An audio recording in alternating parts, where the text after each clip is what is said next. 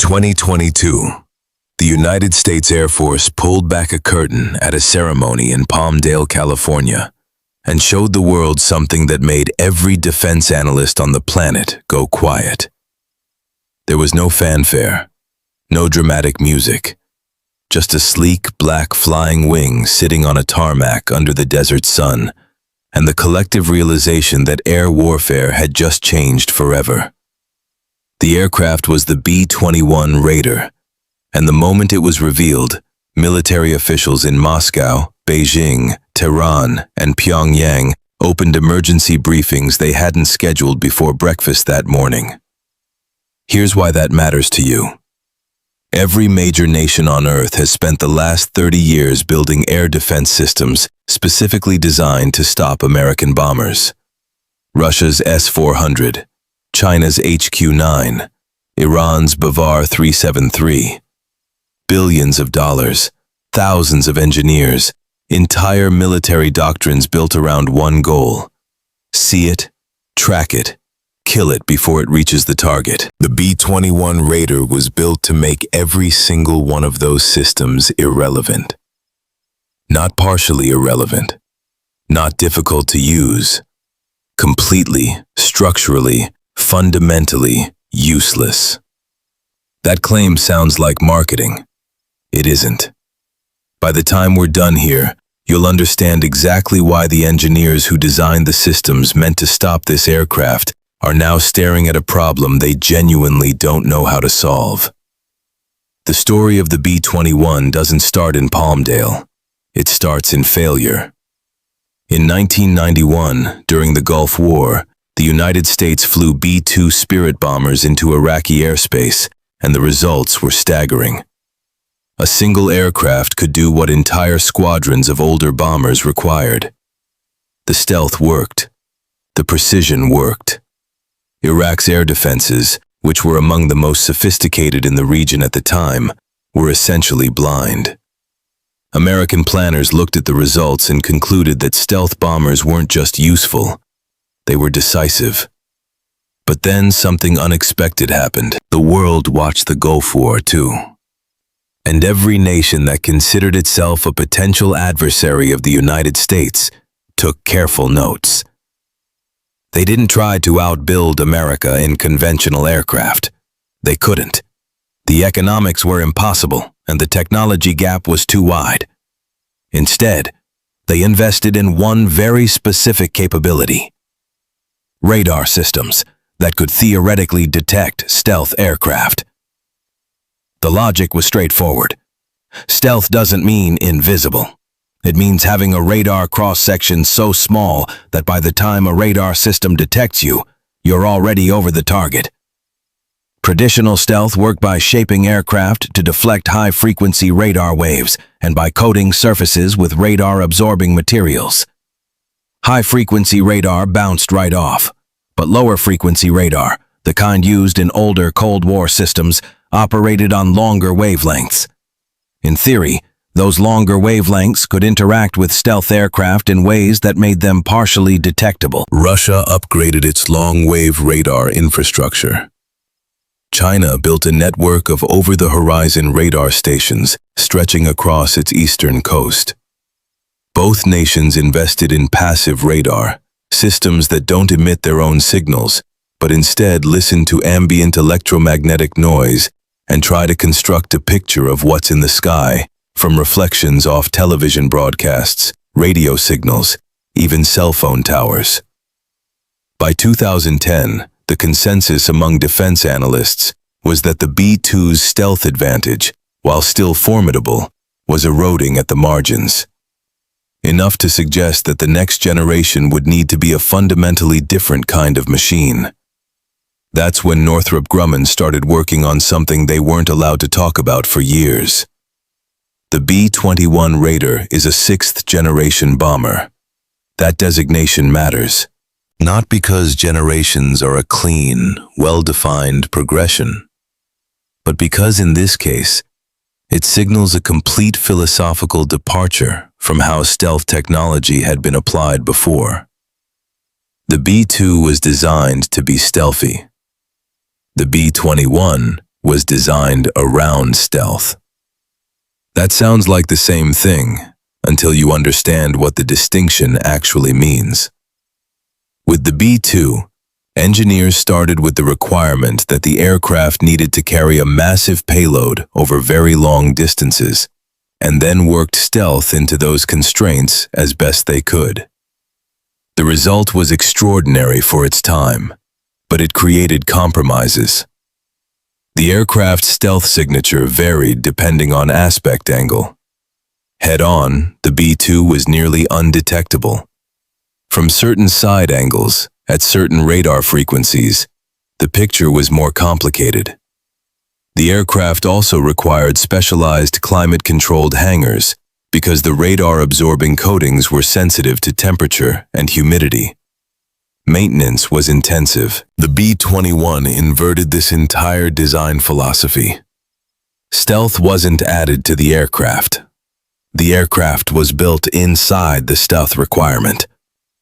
Every structural decision, every material choice, every system integration, every maintenance access panel was subordinated to a single overriding constraint. This aircraft must be undetectable across all radar frequencies and across all aspect angles in all weather conditions with operationally sustainable maintenance cycles. What this produced is an aircraft that looks, at first glance, almost boring. It's smaller than the B-2. It has a simpler planform, meaning the overall shape when viewed from above is cleaner and less complex. Defense analysts initially looked at the revealed silhouette and wondered whether Northrop Grumman had overpromised. The aircraft looked almost primitive compared to the sleek, complex curves of the B-2. That reaction missed the point entirely.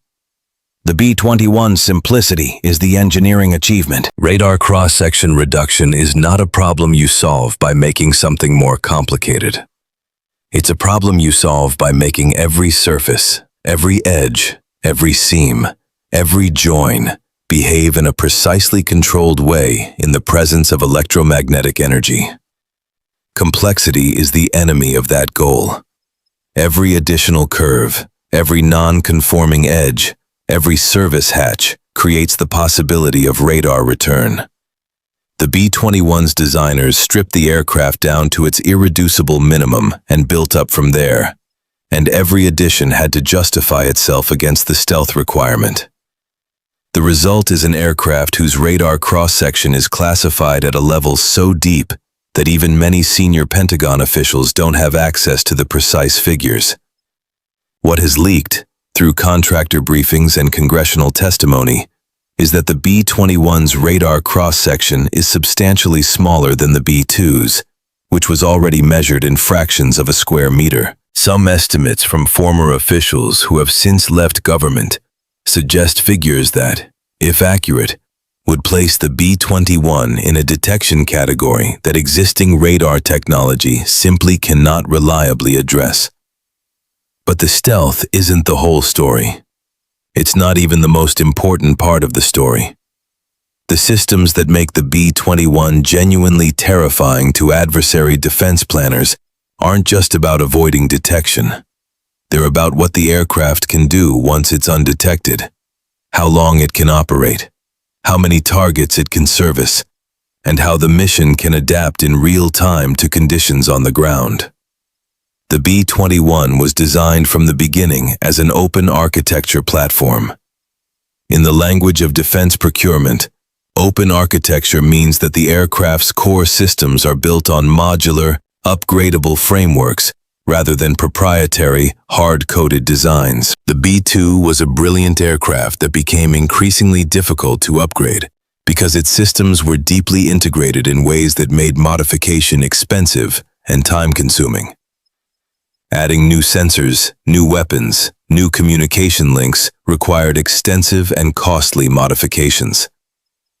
The B-21's architecture was specifically designed to avoid this problem. The practical consequence is that the B-21 can be continuously updated as threats evolve. When adversaries develop new radar capabilities, the aircraft's electronic warfare suite can be upgraded to counter them. When new precision munitions are developed, The aircraft's weapons management systems can be updated to integrate them. The B-21 isn't a point-in-time solution to the stealth problem.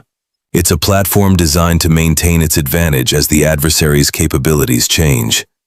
This matters enormously when you understand how the adversary adaptation cycle works. Russia and China have consistently shown the ability to identify weaknesses in American military systems and develop countermeasures over time.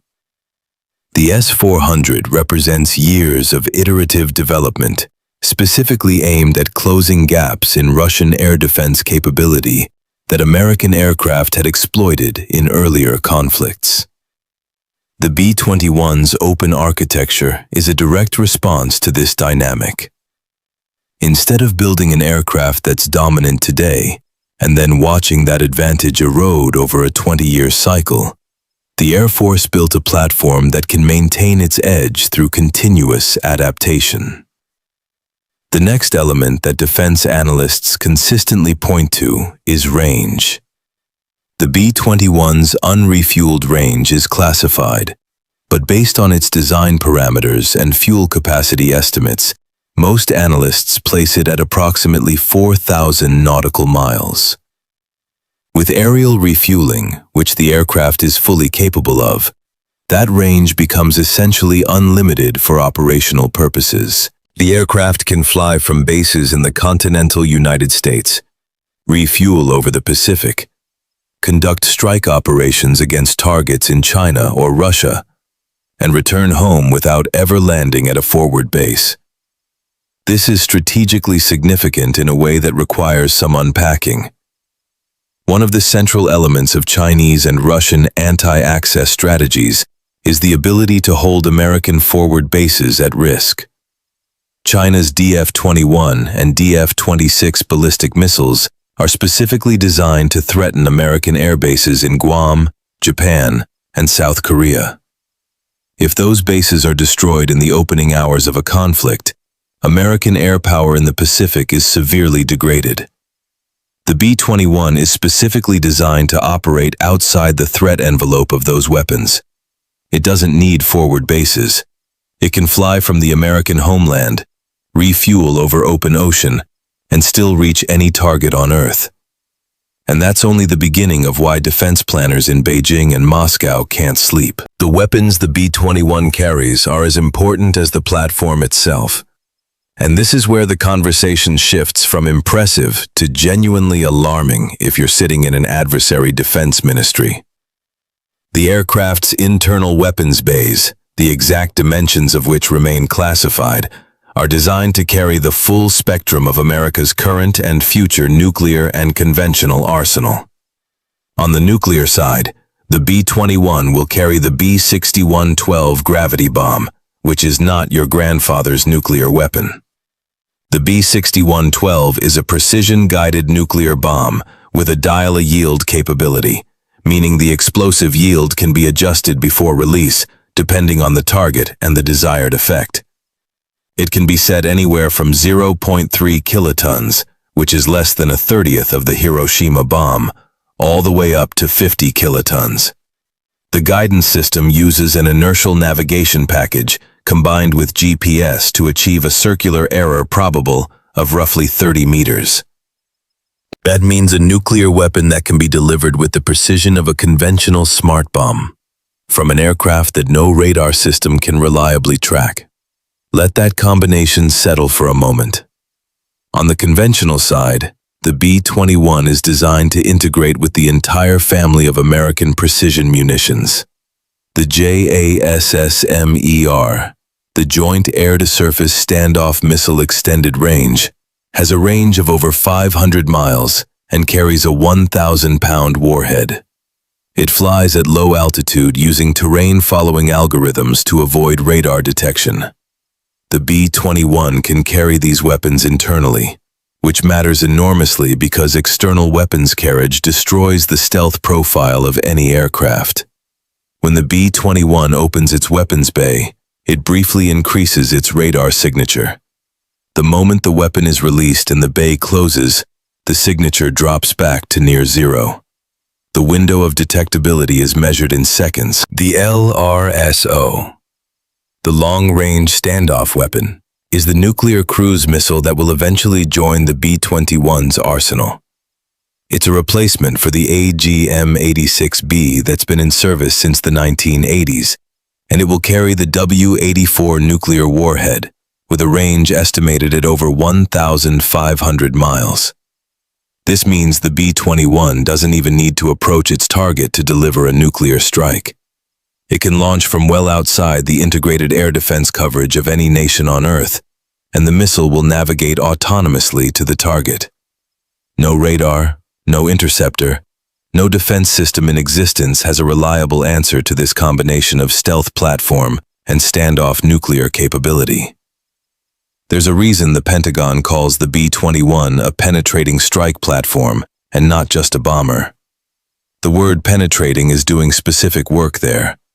It means the aircraft is designed to fly through defended airspace, not around it. Every other American strike asset, the F-35, the F-15E, the B-52, operates with the assumption that some threat systems will be able to detect and potentially engage it. Missions are planned to minimize exposure, to use terrain masking, to route around known radar coverage. The B-21 was designed with the assumption that the aircraft would fly directly through the most heavily defended airspace on Earth and arrive at the target. The defense suppression problem, from the Air Force's perspective, is essentially solved at the platform level. This has profound implications for how American war planners think about the opening hours of a major conflict. In the current model, a large-scale strike campaign against a sophisticated adversary would require a significant effort to suppress enemy air defenses before strike aircraft could operate in contested airspace. That's SEAD, suppression of enemy air defenses, and it requires dedicated aircraft, specialized munitions, and careful sequencing. It also telegraphs that a strike campaign is coming, because the adversary sees the SEAD aircraft before the strike aircraft arrive. With the B-21, the suppression step can be compressed or eliminated entirely.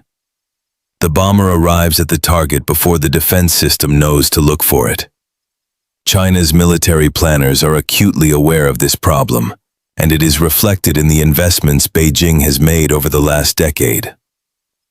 The People's Liberation Army Air Force has spent enormous resources on its air defense network, integrating the HQ-9 surface-to-air missile system with over-the-horizon radar, airborne early warning aircraft, and a sophisticated command and control network designed to create overlapping coverage across Chinese airspace and extending several hundred miles beyond China's borders. This integrated air defense system is, in isolation, extraordinarily capable. Against fourth-generation aircraft, it represents a nearly insurmountable barrier. Against the B-21, its planners have no good answer. The fundamental problem is physics. Radar works by emitting a signal, having that signal reflect off an object, and detecting the reflection. The strength of the reflection depends on the object's radar cross-section. Reduce the radar cross-section enough, and the reflection becomes indistinguishable from background noise. Current estimates suggest the B-21's radar cross-section may be comparable to a large insect. To reliably detect and track an object that small at operationally meaningful ranges, you would need radar systems of a sensitivity and power that don't currently exist outside of fixed scientific installations, and even those systems would struggle to distinguish the aircraft from atmospheric clutter at altitude. The Chinese response to this problem has been to invest heavily in alternative detection methods. Infrared search and track systems, which detect the heat signature of aircraft rather than their radar reflection, have received significant funding. The problem is that stealth aircraft are also designed to minimize their infrared signature. The B-21's engine exhausts are shielded and shaped to reduce their thermal signature, and the aircraft flies at altitudes where infrared detection at range is severely degraded by atmospheric absorption. Acoustic detection, using sensitive ground-based microphones networked together, has been explored, but is only effective at very short ranges and is easily confused by environmental noise. Quantum radar, which China has claimed to be developing, uses quantum entanglement principles to theoretically detect stealth aircraft, but the technology remains in early experimental stages and has not been demonstrated at operationally meaningful ranges under real-world conditions. Russia's approach has been different. Russian defense thinking, particularly in the writings of analysts associated with the General Staff Academy, acknowledges that the detection problem may not be solvable in the near term and instead focuses on deterrence through cost imposition. The logic runs like this. If you can't reliably stop the B-21, you make the cost of using it prohibitively high by threatening the bases it operates from, the tanker aircraft it relies on for refueling, and the command and control infrastructure that directs its missions. This is a strategically coherent response to an otherwise insoluble problem, but it comes with its own vulnerabilities. American planners anticipated this move, and the B-21's operating concept specifically addresses it. The aircraft can operate with minimal ground support from dispersed bases. Its maintenance requirements are dramatically lower than the B-2's, and the tanker aircraft it uses for refueling operate far outside the range of any Russian anti-ship or land-based missile that could threaten them in the opening phases of a conflict. The cost of the B-21 program is another dimension worth understanding, because it shapes how many of these aircraft America will eventually field. The unit cost of each B-21 is currently estimated at approximately $700 million, which sounds astronomical until you put it in context. The B-2 cost over $2 billion per aircraft in today's dollars. The F-22, which can't carry the payload or fly the range of the B-21, cost over $350 million per aircraft. The B-21 achieves its capabilities at a price point that allows the Air Force to actually build the aircraft in operationally meaningful numbers. The current program of record calls for at least 100 aircraft, with some analysis suggesting the Air Force may ultimately want closer to 145 to meet its global strike commitments. For comparison, Russia currently operates approximately 16 Tu-160 strategic bombers and around 60 Tu-95 turboprop bombers, many of which are of limited utility in contested airspace. China has no strategic bomber with intercontinental range. The B-21 fleet, when fully fielded, will represent a generational overmatch in strategic strike capability that no other nation on Earth can approach within the next 2 to 3 decades. The first B-21 began flight testing at Edwards Air Force Base in November 2023. The flight test program is expected to run through the mid-2020s, with initial operational capability expected to follow. Ellsworth Air Force Base in South Dakota will be the first operational base for the aircraft, and the transition will see B-1 Lancer bombers retired as B-21s take their place in the force structure. What the B-21 ultimately represents isn't just a new aircraft. It's the closing of a strategic window that America's adversaries thought they had opened. For 30 years, the working assumption in defense ministries in Moscow and Beijing was that the investment in layered air defense, in radar technology, in integrated command and control, was gradually eroding the American stealth advantage to the point where it could eventually be overcome. That assumption drove hundreds of billions in defense spending. It shaped military doctrine. It informed diplomatic posture. The B-21 Raider is the American answer to that assumption, and the answer is no. Every S-400 battery Russia deployed, every HQ-9 installation China built, every passive radar network, every infrared detection system, every over-the-horizon array, all of it designed to solve a problem the B-21 was specifically engineered to make unsolvable. There is an aircraft flying today that can lift off from the American heartland, penetrate any air defense on Earth, deliver nuclear or conventional weapons with surgical precision, and return home without the adversary ever knowing it was there. It exists. It is flying right now. And the nations that spent 30 years building systems to stop it are staring at intelligence assessments that have no good answer, because the physics of the problem won't give them one.